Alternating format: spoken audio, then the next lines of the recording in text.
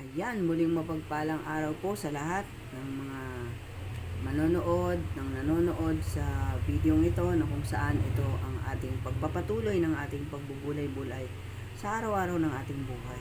Na kung saan ngayon naman po ang pamagat ng aking ibabahagi sa inyo ay when the calamity strikes you or fate and perilous time.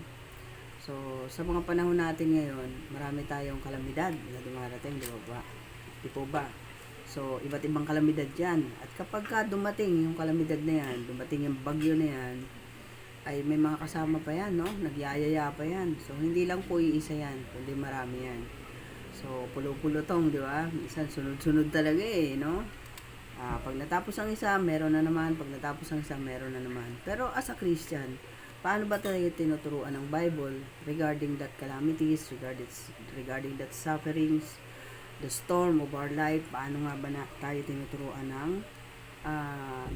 ng salita ng Panginoon ukol dito? Na kung saan napakarami sa atin ang napanghihinaan because of that.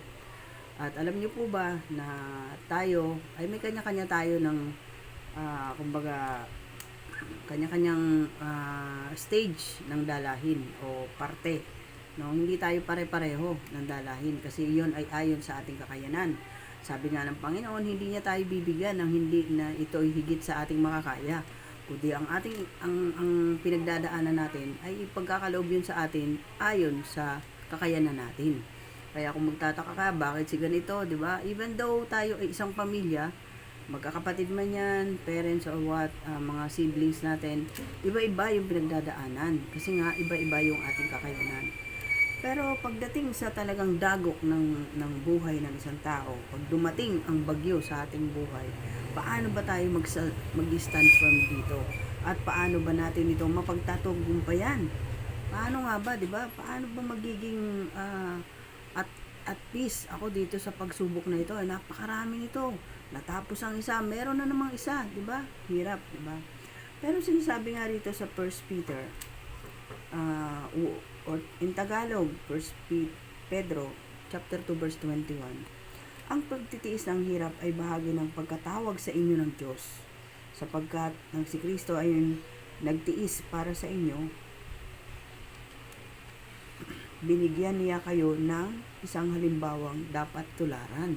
So, ito yung ibinibigay sa atin ng banal na salita ng Panginoon. Ang pagtitiis ay bahagi na, no, sa pagkatawag sa atin. Bahagi na ng ating pagiging Kristiyano.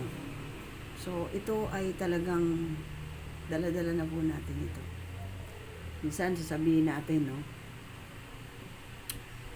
bakit yung taong yan, napakasama naman, diba? Hayahayang buhay niya. Bakit ako dumaraan sa ganitong pagsubok? Well, alam niyo po kasi ganito yan. Yung time na makikita mo siya ng ganun, huwag mo na pong kaingitan yun. Ano sinasabi ng Panginoon? Huwag na natin kaingitan yung mga bagay na yun. Yung mga taong ganun, kasi bakit po?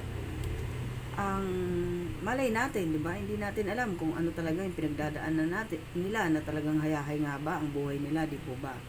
And minsan naman po, alam niyo po ba na kapag hindi ko po sinasabi na lahat ng dumaraan ng ganito, no, na maayos na ay ito ay kung susuriin mo, sabi nga ng kailangan pa bang attempt ni Satan yung kanya na, di po ba?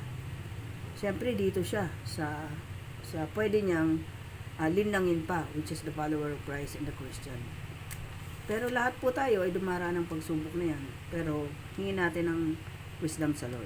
So, hindi ibig sabihin na hayahay ng buhay niya ay yun na yun. So, lahat ng tao ay binibigyan ng pagkakataon ng Panginoon na makapagsisi at malikot sa kasalanan dahil ayaw niyang may mapahamak. Pero, itong binibigay sa atin na ito, sa atin bilang isang Kristiyano, during the period of time na tayo ay nasa kalamidad, ito yung ipopokus natin dito. Kung paano nga ba tayo, kasi even though we are Christian, no, sometimes pinanghihinaan po tayo, lalong-lalo na pagdating sa karamdaman, pagdating sa meron tayong mga bagay na hindi na natin alam kung paano natin lulusutan. And ito lang po, no? Sa akin po, dumating sa punto na may nag-treat ng death treat, no, sa buhay ko. 'Di ba? Hindi nakaka-ano 'yun, 'di ba? I don't know them, they threaten my life. But paano mo nga ba harapin tong mga bagay na to, 'di ba? Yung sakit, pwedeng punta ka sa doktor, malunasan to. Meron kang kaparaanan dito and ask the Lord for healing. And also, meron kang mga pwedeng gawin, di ba? Pero kapag tao ay nag-trinitin na yung life mo, parang mawawendang ka sa una. Pero hindi eh. Ganito yung tinuturo sa atin ng Panginoon. Maging malakas tayo pagdating sa pagsubok. Nung dumating po yun nung ma-encounter ko po yun, isa lang ang tinignan ko po, yung pangako ng Panginoon. Na kung saan, mas makapangyarihan yung Panginoon natin kaysa sa mga problema natin. And, ang sabi niya, hindi niya tayo pababayaan, hindi niya tayo iwanan. Di po ba? So, yung mga bagay na yun, yung pagtitiis natin ang hirap dito sa buhay na ito, ay hindi ito hadlang para tayo matuloy na magpuri sa Panginoon. Kung titingnan natin, eto na eh, parang ayoko na, parang nawawalan ka na ng gana, di ba? Mga kapatid sa Christian, tinuturuan tayo ng Panginoon na maging matatag sa buhay na ito. Bakit po? Kasi hindi lang po yan yung pagdadaanan natin. Tuloy-tuloy po yan. Nabanggit natin kanina, ang bagyo, may mga kasama po yan. So kapag in-strike ka ng isang storm, may susunod pa, saan mo yan? Hindi po yan solo-solo lang. And kapag natapos ka dyan, huwag tayo maging kambante. Dahil mga panahon na darating pa po yan. Sabi rin dito sa 1 Peter chapter 4 verse 1, dahil si Kristo ay nagtiis ng hirap sa buhay na ito, kaya kayo man ay dapat maging handang magtiis sapagkat ang nagtitiis ng hirap sa buhay na ito ay tumatalikod sa kasalanan. So yung pagtitiis mga kapatid, ito yung binibigay sa ating salita ng Panginoon na kung saan kasama ito sa ating buhay. No, si Kristo ay nagtiis sa hirap na buhay ito. Na sabi nga rito, kailangan tayo rin ay magtiis upang hindi tayo madala o matukso para gumawa ng kasalanan. No? At ito ang bagay na ating pinagdadaanan, not to weaken us, but to strengthen us. Yun po yung ating dapat na maging katugunan sa mga problema natin, no? Basahin natin ang Bible. Takbo agad sa Lord, no? Hindi yung kung saan tayo tatakbo. Minsan, hindi naman po masamang tumakbo sa ating mga kapatid, kaibigan, mga taong kakilala na natin, pero minsan, hindi mo alam may pinagdadaanan din pala sila. Hindi lang sila sabi sa'yo. And dinagdagan mo pa, di ba? So, lalo mo pang pinabigat yung problema niya. Pero kung bibigyan na natin sa Lord yan, ipagkaloob na natin lahat yan, isuko na natin sa Panginoon yan, may gagawin siyang kaparaanan. And ask wisdom kung paano natin ito mapagtatagumpayan. Sabi nga niya, di ba? Bibigyan niya tayo the way to escape the temptation and He is faithful to His promises. He is faithful to His words. Kaya lagi po tayong manangan sa Panginoon. At sabi niya rito sa 1 Peter chapter 4 verse 12 to 13, dear friends, do not be surprised at the painful trial you are suffering as though something strange were happening to you. Minsan di na natin alam eh. Ba't ganito nga ba katindi tong pagsubok na to, no? But rejoice that you participate in the suffering of Christ so that you may be overjoyed when His glory is revealed. Purihin ng Panginoon, ano? Na kung saan, kailangan pala talaga nating magalak, no? Hindi na natin kailangang parusahan ang sarili natin. Hindi mo na kailangang magpapako sa krus, hindi mo na kailangang saktan ang sarili mo, hindi mo na kailangang lumakad ng napakalayong wala kang sapin sa paa, na pagkatapos nun ay wala lang. Di ba? Anong sinasabi rito? Yung pagsubok na pinagdaraanan natin, yun yung pakikibahagi natin sa paghihirap ng Panginoon doon sa krus ng Kalbaryo. Praise God. Kasi natapos ng lahat yan ng Panginoon. Sabi niya, it is finished. Hindi niya pinapayagan tayo dyan. Nasaktan natin ang sarili natin, naparusahan pa natin ang sarili natin, napahirapan pa. Kasi po hindi natin kaya. Kaya nga po ang Panginoon lahat ang gumawa niyan. Ang Panginoon lahat ang nagbata niyan. Ang Panginoong Hesus lahat alang-alang sa atin. Kasi hindi po natin kayang pantayan ang ginawa ng Panginoong Hesus sa krus ng Kalbaryo. Kaya nga mga kapatid, huwag tayong magbulag-bulagan. Hindi po yan ang sinasabi ng Bible.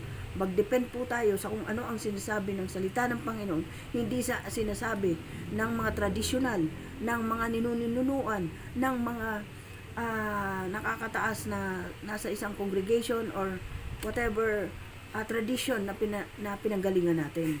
Paniwalaan po natin ang Bible. Yun lang po ang katotohanan. Kasi sabi nga po ng Panginoon, katotohanan ang magpapalaya sa atin. Ngayon kung hindi po natin alam ang salita ng Panginoon, paano tayo magiging malaya? Hindi tayo magiging malaya at hindi tayo magiging payapa. Laging may takot sa puso mo. Kasi nga, hindi ka nakaangkla sa salita ng Panginoon. Bakit po? Yung ginawa ng Panginoon sa krus ng Kalbaryo, ang tao, ganun din, nagpapako siya. Pero, umiinom yan. Umiinom ng antibiotic, umiinom ng alak. I witness with my own eyes. Na kung saan, kailangan para hindi masaktan, para hindi matetano. Hindi ginawa po yan ni Jesus. Hindi po yan niya ginawa yan. So, kapatid, hindi mo kayang pantayan ang ginawa ng Panginoon. Kaya yun ang sinasabi ng Panginoon na wala tayong dapat gawin kundi panampalatayanan natin ang ginawa niya sa krus ng Kalbaryo. Tanggapin natin siya bilang Diyos at tagapagligtas at tayo ay may buhay na walang hanggan. Ano man yung pagtitiis, ano man yung hirap na abutin natin dito sa mundong ito ay dapat nating igagalak. Huwag tayong magtaka sapagkat ang Panginoong Hesus masigit pa yung dinanas niyang hirap kaysa sa atin. And yet, tayo, minsan nagrereklamo pa, di ba? Compare sa dinanas ng Panginoon. Yung napapanood natin sa palabas at sa mga palabas, hindi pa yun. Masigit, mas matindi pa rin ang dinanas ng Panginoon sa tindi ng kasalanan ng tao. Pero praise God, purihin ang Panginoon. Dahil hindi na sa atin pinabata yung ganong hirap. Pero may kondisyon ng Panginoon. Tayo ay magtiis sa buhay na ito. Tayo ay panampalataya natin yung ginawa ng Panginoong Hesus sa krus ng Kalbaryo. Tanggapin natin siya bilang Diyos at tagapagligtas. Ngayon, kapatid, ikaw, bilang isang Kristiyano, how you can stand against the storm? Paano mo ngayon ito mapagtatagumpayan? At paano mo ngayon bibigyang halimbawa ang buhay mo bilang isang Kristiyano sa mga hindi pa nananampalataya upang maipagmalaki mo ang buhay na ganap at ang buhay na sakripisyo ng Panginoong Hesus. So sa buhay natin dapat makita na yun. Makita sa atin yun. Kasi sa pamamagitan lamang nun, makikita na ng mga tao na ang Diyos ay buhay. Salamat po sa pakikinig. Kung meron po kayong comment, pwede po kayong mag-share sa ating comment box at pwede rin po kayong mag-testimony about dun sa inyong mga pinagdadaanan. Gaano man ito kahirap. Sometimes yung sakit, nabanggit nga natin kanina, ang isa sa pinakadahilan ng kahinaan ng tao ay ang sakit. Pero ang sakit, sometimes ginagamit din ng tao, no? Ay, ng Panginoon, sorry. Ng Panginoon, para ikaw ay hindi lamang manghina, kundi ginagamit ka para din sa katulad mong may mga sitwasyon. May mga nag-testimony po nito. Excuse me po. Stage 4, breast cancer. 2 months ang taning niya. Pero siya ay nag-concentrate sa ministry at ang kanyang ministry ay yung may mga cancer din. And praise God, nakalimutan niya na meron pala siyang 2 months na length na lang ng buhay niya. Umabot po siya ng 1 year, umabot siya ng 2 years, and until now, buhay siya. Patuloy siya nagmi-ministry. Kaya po huwag nating ikahina yun. Huwag nating bagabag yun. Huwag nating ikatakot na, Lord, bakit ako may ganito? Bakit ako merong cancer, mabait naman ako, bakit ako merong ganito na sakit, bakit ganun? So, never ask question to God, but instead, praise Him and ask Him for wisdom kung ano ba yung ipinagagawa sa atin. Lord, ipaunawa niyo po sa akin ang lahat ng itong nararanasan. So thank you po, Father God, we thank you for this day. We thank you sa lahat po ng salita mo na nagiging kalakasan namin. Salamat po sa mga taong nakapakinig ng salita mo, O Diyos. Ano man ang kanilang pinagdaraanan, you know them, Lord. You know it, Lord. Yes, O God. And you know them, Lord, kung sino man sila. Panginoon, sa iyo po namin isinsuko ang lahat ng ito. Because you are our sovereign God, the most powerful God who made heaven and earth. At ikaw lamang ang Diyos na buhay na siyang magliligtas sa amin sa takdang panahon. Ang pagsubok na ito, ang paghihirap na ito, ang lahat ng ito, Panginoon, ay meron nga pong kagalakan sa aming buhay. Sabi nga niyo sa iyong salita, kapag nahayag na ang iyong kadakilaan. Kaya salamat po ng maraming in Jesus' name. Amen.